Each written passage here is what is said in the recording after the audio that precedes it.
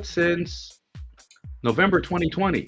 This was the day when the Republican Party was going to select its new candidate, or at least we thought new candidate, to represent the Republican Party in the November 2024 election. I'm laughing because this is crazy. Welcome back to the Rent Networker. He's Stuart Brisgell. I am David Solomon. He's in Florida. I'm in Montreal. And I keep joking about that. We watch the United States like it's one big joke of a reality TV show. In the course of the next 11 months, ladies and gentlemen, it's going to be exactly that. So we dive in today with us as we jump into this news story because this is going to dominate most of the news cycles in the United States and a good part of the world.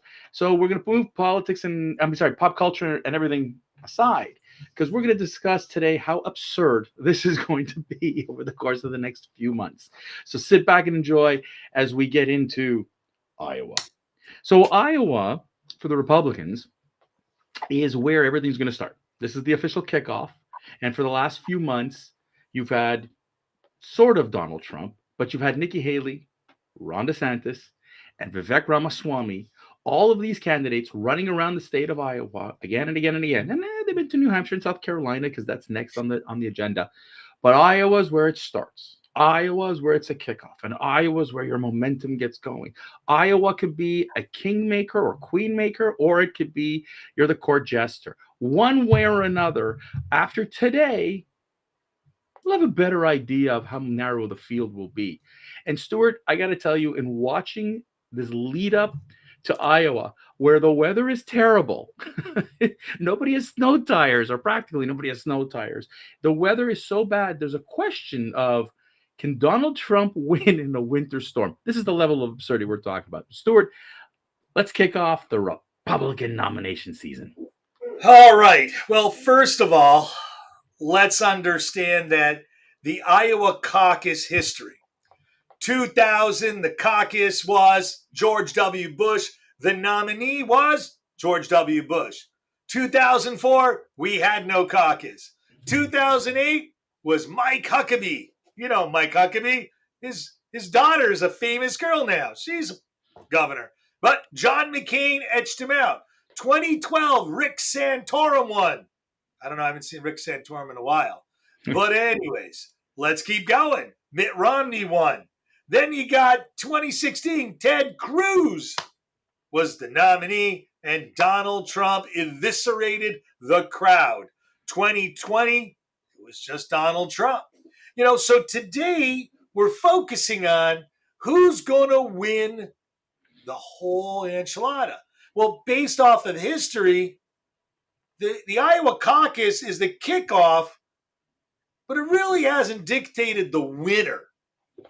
But as David said, with comic books awry, this is what we call the main event. Why? Because this is where every news network needs to start their anti-campaigns against who's in the lead. And that's sort of what goes on, whether it's Democrat or Republican.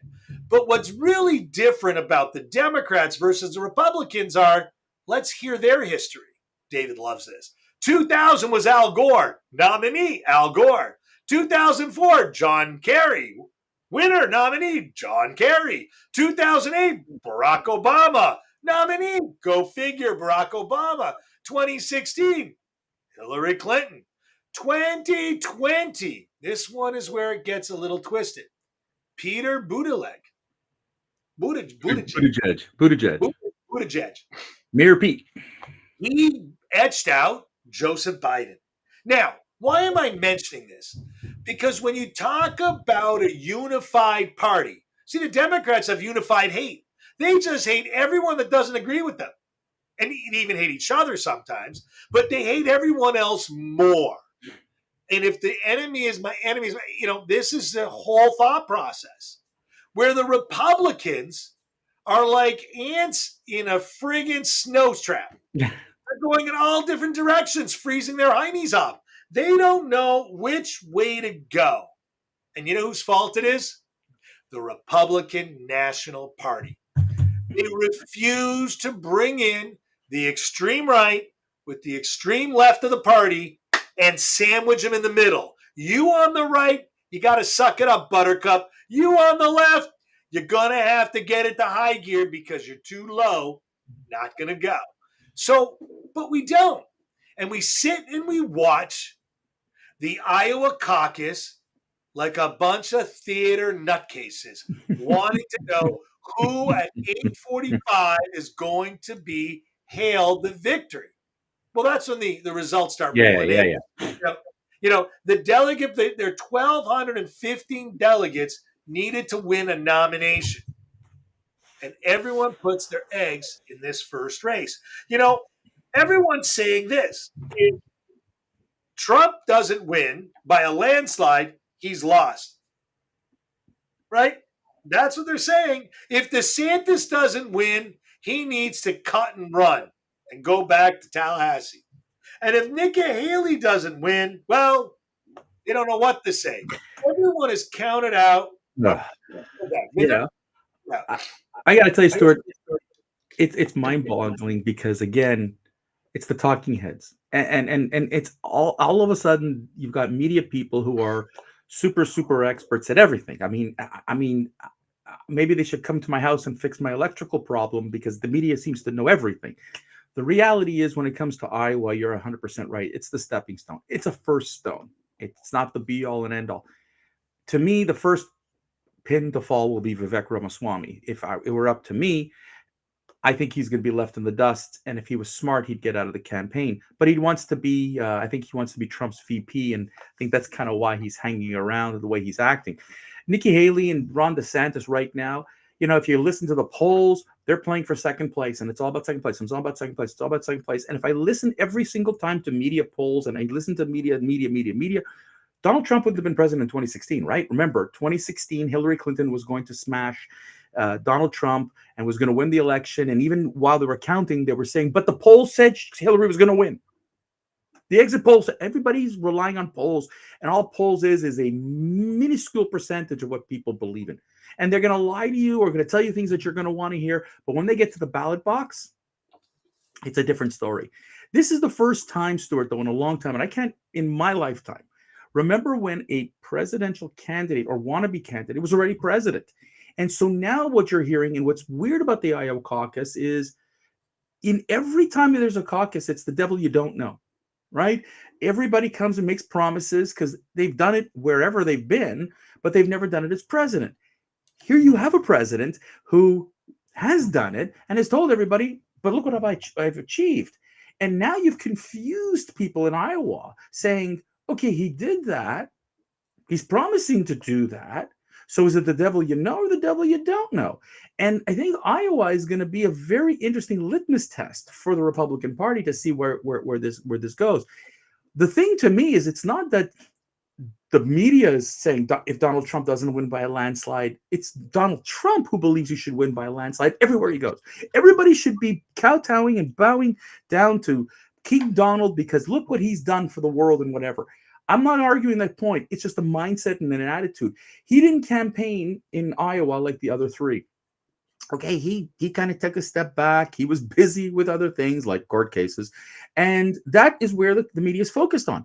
So instead of the media talking about the Iowa caucus, and I'm saying the liberal media, instead of them talking about, hey, there's going to be change. There could be change. Let's talk about the change. No, let's talk about his court cases. And it was funny because my wife dragged me to say, hey, come watch with me CBS Sunday Morning. And what do they talk about? They talk about the Iowa caucus. And what do they talk about? Donald Trump's court cases. Not about the Iowa caucus, not what the Iowa people want or need or checking for or what issues impact them. Trump's court cases. And I'm trying to understand, does the media and or the Democratic Party want Trump as the nominee or do not want Trump as the nominee? The way it's being played up, the way they're trying to position him, it's an amazing thing. And Iowa will be the first litmus test. And that's what I'm curious about. Because I know after here, and I'm not sure if it's New Hampshire next and then South Carolina, I can't remember the order, but the first pin to follow, the first domino being Iowa, a small state that cannot win, doesn't really win you elections, is the first state to launch this. And you're right. And by the way, I'm not against you reading the list. It's a fascinating list what you did, because it just shows that whoever wins that first one, there's no guarantee you win the whole damn thing. Well, I mean, if you're in the Democratic side, it's a pretty much a shoe-in. But if you're on the Republican side, No, Pete, no, Mayor Pete, the Mayor last five. I Pete. mean, it's Ah, 80% chance that you're going to well, be the nominee.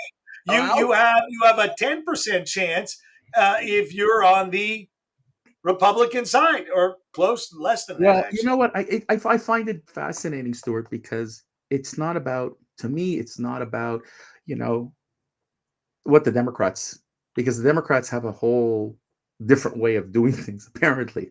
Um, they seem to have coronated their nominees, see Hillary, see Joe.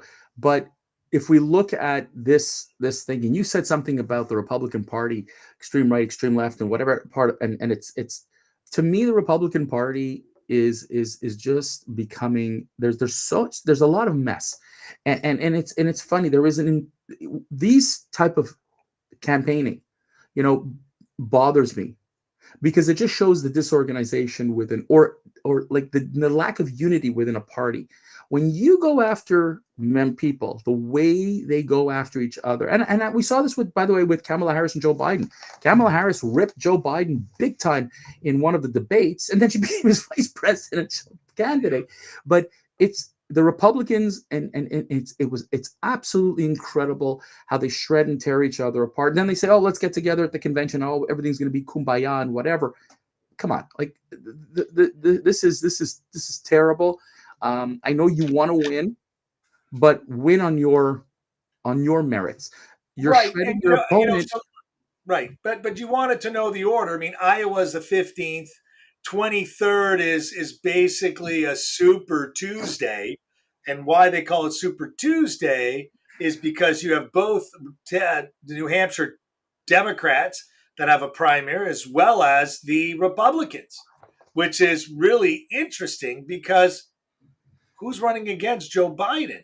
Well, And well, theoretically, in theory, you have to go through the process with the Democrats, and there is a guy who is chasing Joe Biden, but Joe doesn't want to debate him. Joe wants to be coronated because he is the candidate, and this is, you know, every it's just amazing to see the attitude once you become president, and the right, differences the parties.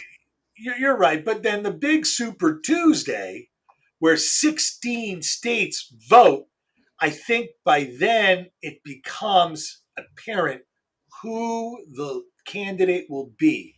And that's the real Super Tuesday, which is on March 5th. Well, And well that's the big day that's the for big day, Democrats and you know and what? Republicans. But you know what? The interesting thing is, and the comment is, by then they're saying we know who's going to be the two candidates. Again, the media doesn't know. At the end of the day, when you have to send millions of people to vote, you can guess, and you can take your polls, and you can take a sense, but whatever. But once people get to that ballot box, it's going to be downright interesting to see what ends up happening. But Stuart, I think that today being the kickoff for the election season, it's 11 months of fun. Last word David, to you, my friend. Last word to you.